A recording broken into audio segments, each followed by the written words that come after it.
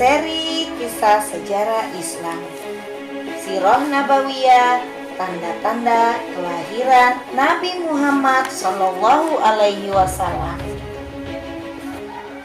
Malam Senin 12 Rabiul Awal tahun Gajah bertepatan dengan 21 April 571 Masehi.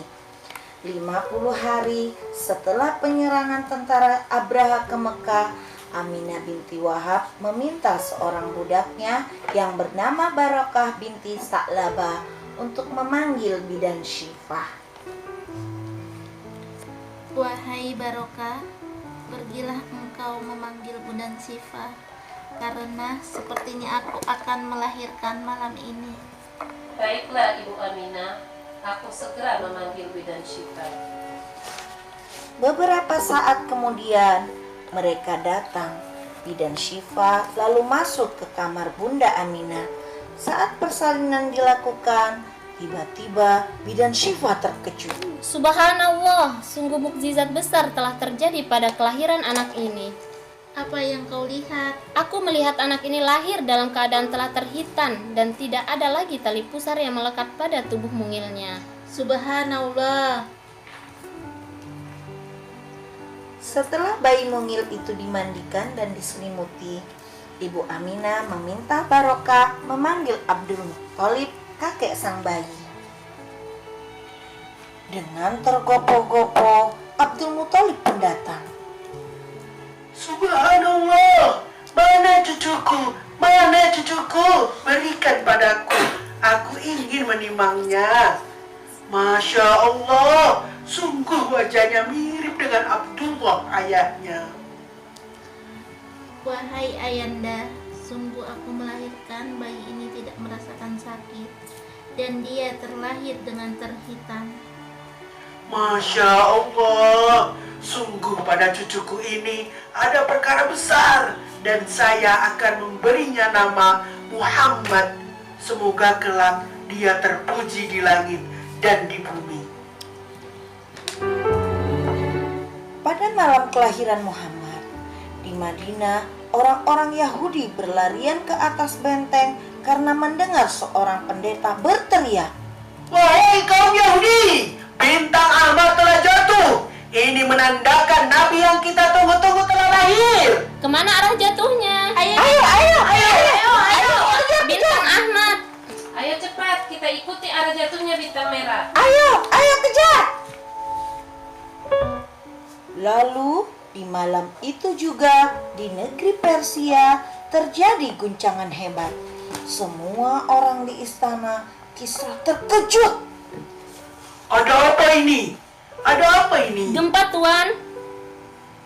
Segera keluar dan menjauh dari istana. Lapor, 14 tiang balkon istana telah ambruk. Mari berkumpul di pendopo. Lapor Baginda, ada utusan dari beberapa wilayah hendak menghadap. Baiklah, persilakan mereka masuk. Tiba-tiba Api sesembahan padam. Lapor Baginda, kami utusan dari wilayah barat menyampaikan bahwa api sesembahan kami padam. utusan dari wilayah yang lain pun terkejut karena mereka pun akan melaporkan peristiwa yang sama. Keesokan harinya, raja dan rakyat dikejutkan dengan hilangnya sungai air sawah. Wahai saudaraku, lihat, air sungai sawah telah mengering. Bagaimana mungkin sungai kehidupan bisa kering tanpa sabah? Panggil rahib dan pendeta kemari. Wahai rahib dan peramalku, pertanda apakah peristiwa-peristiwa ini?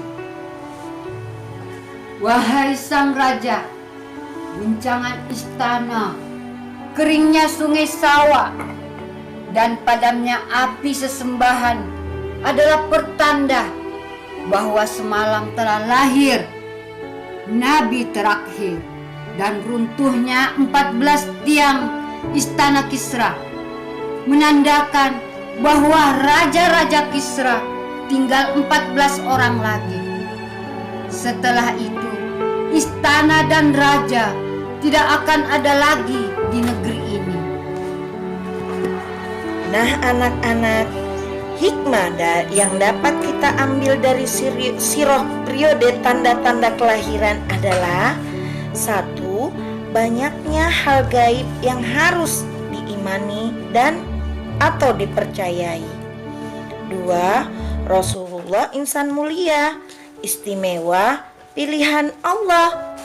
3. Bersukacita dengan kelahiran Muhammad, bertanda rasa syukur atas kelahiran Nabi umat Islam.